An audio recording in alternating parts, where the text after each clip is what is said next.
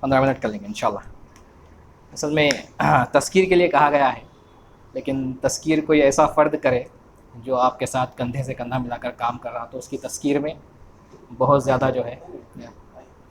ایک موٹیویشن اور ایک جذبہ رہتا۔ میں آپ لوگوں کے ساتھ کندھے سے کندھا ملا کر کام اس سال نہیں کر پایا کیونکہ دوسری ذمہ داریاں بھی ہیں، لیکن کوشش کروں گا کہ کچھ اہم پوائنٹس جو میں نے پی ایس ایف میں جو ہے جو بھی کام کیا ہے آپ لوگوں کے ساتھ میں، تو کچھ اہم پوائنٹس آپ کے سامنے رکھوں۔ سب سے پہلے تو آپ سبھی کو عید الاضحیٰ کی جو ہے مبارکباد، اور ابھی ہم نے عید الاضحیٰ منائی اور الحمدللہ جو ہے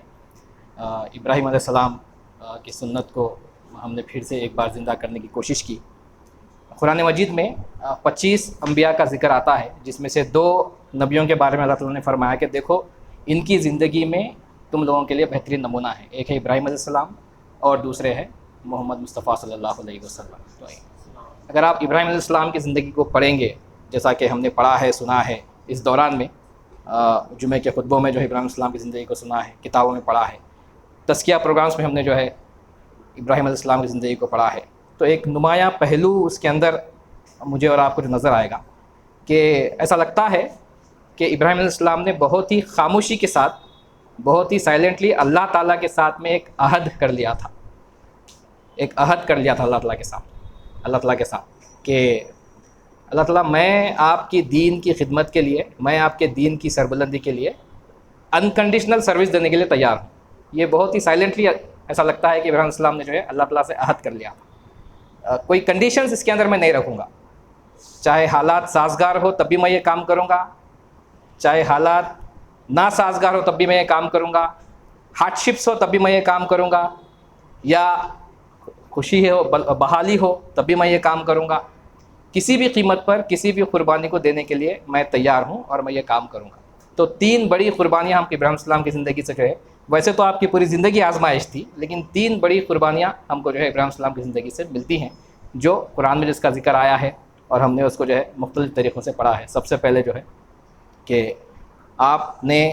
اس وقت جب پوری دنیا کے اندر ایک بھی اللہ پر ایمان رکھنے والا فرد پایا نہیں جاتا تھا، اس وقت آپ نے اٹھا اور اللہ کی توحید کا اقرار کیا، اعلان کیا اس کا۔ پوری دنیا کے اندر کوئی اللہ کا نام لیوا نہیں تھا، اب آپ نے سب کے سامنے توحید کا چیلنج پوری دنیا کے سامنے آپ نے پیش کیا اور پوری دنیا سے آپ نے دشمنی مول لی۔ یہ سب سے بڑا چیلنج، سب سے پہلا چیلنج، سب سے بڑی قربانی، جس کے نتیجے میں آپ کو جو ہے اپنے گھر سے سنسار کر دیا گیا، جائیداد سے بے دخل کر دیا گیا، ملک سے نکال دیا گیا، آگ میں ڈال دیا گیا۔ سب سے پہلی آزمائش تھی۔ پھر وہاں سے آپ نکلے، اس کے بعد میں دوسری آزمائش آپ کے سامنے پیش آئی کہ جب آپ نے بڑھاپے میں جو ہے اللہ تعالیٰ سے دعا کی کہ اللہ تعالیٰ مجھے ایک صالح اولاد عطا فرما، تو جب اولاد ہو گئی تو پھر آپ کو خواب آتا ہے کہ آپ اپنے فیملی کے حصے کو، اپنی بیوی کو اور اپنے بچے کو لے جا کر ایک ایسے مقام پر چھوڑ دیں، قرآن میں جس کا ذکر آیا کہ وادی غیر ذی زرع، تو وہاں پر لے جا کر آپ چھوڑ دیتے ہیں، وہ ایک آزمائش۔ اور تیسری آزمائش جو ہے پھر حضرت اسماعیل علیہ السلام کی قربانی کی آزمائش۔ یہ 3 بڑی آزمائشیں، 3 بڑی قربانیاں ہمارے سامنے آتی ہیں۔ اس کے علاوہ اگر آپ پوری ابراہیم علیہ السلام کی پوری زندگی کو اگر آپ دیکھ لیں گے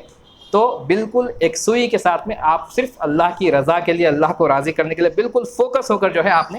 اس کام کو انجام دیا، اور اس کا نتیجہ یہ ہوا، اس کے ریٹرنز یہ آئیں کہ آج آپ دیکھیے کہ جب ہم نماز کے لیے کھڑے ہوتے ہیں تو ہم وہی نیت کرتے ہیں جو ابراہیم علیہ السلام کی دعا تھی، انی وجہت وجہی للذی فطر السماوات والارض حنیفا وما انا من المشرکین۔ نماز شروع نہیں ہوتی، ہم جو ہے اس دعا کو جو ہے اس نیت کو ہم باندھتے ہیں، اور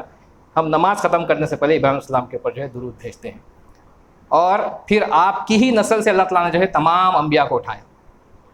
حضرت اسحاق علیہ السلام کی نسل سے جو ہے بنی اسرائیل کا سلسلہ چلا، اور اللہ کے آخری نبی محمد مصطفیٰ صلی اللہ علیہ وسلم جو بنو اسماعیل، حضرت اسماعیل علیہ السلام کی نسل سے پیدا ہو۔ تو یہ ابراہیم علیہ السلام کو اللہ تعالیٰ نے جو ہے یہ ریٹرنز اس کے دیے۔ تو یہ سب سے پہلی چیز مولانا علی میاں ندوی رحمۃ اللہ علیہ نے جو ہے فرمایا کہ کسی بھی آبجیکٹو کو حاصل کرنے کے لیے دنیا میں 2 چیزیں بہت اہم ہیں، چاہے وہ ایک فرد ہو، چاہے وہ گروپ ہو، جماعت ہو، ایک ٹیم ہو۔ تو کسی بھی آبجیکٹو کے اوپر اگر آپ کام کر رہے ہیں تو 2 چیزیں، اگر آپ کے اندر یہ 2 چیزیں پائی جاتی ہیں تو آپ اس آبجیکٹو کو حاصل کر سکتے ہیں۔ ایک ہے عزم اور دوسرا ہے نظم۔ عزم سے مراد وہی جو میں نے ابھی آپ کو بتایا کہ بالکل سائلنٹلی اللہ تعالیٰ سے عہد کر لینا کہ اللہ تعالیٰ میں جس سروس کے لیے اپنے آپ کو پیش کر رہا ہوں،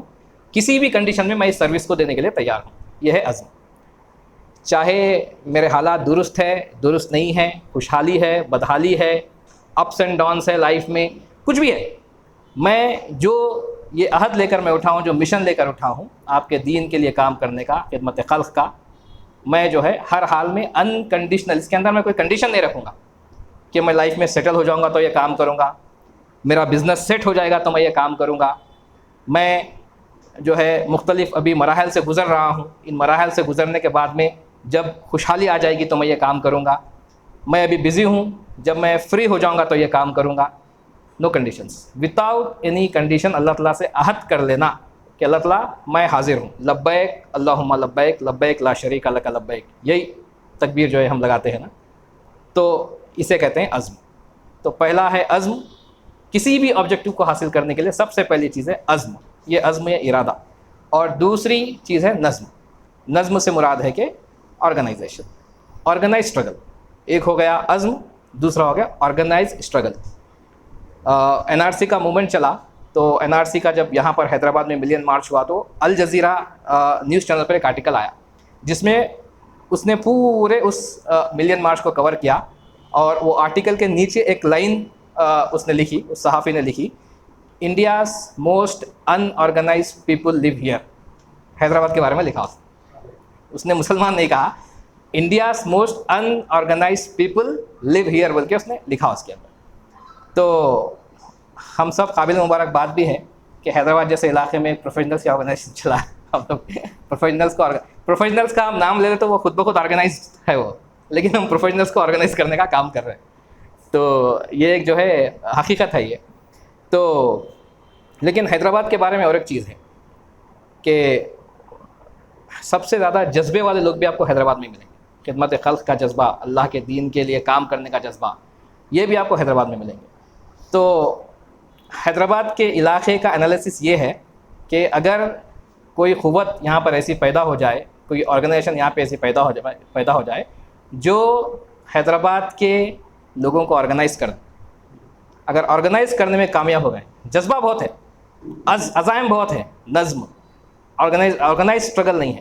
اگر اس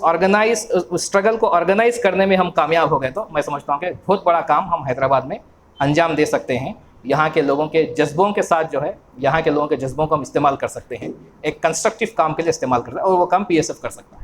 پی ایس ایف جیسی آرگنائزیشن وہ کام بہت بخوبی انداز میں ہم لوگ جو ہے وہ کام کر سکتے ہیں. تو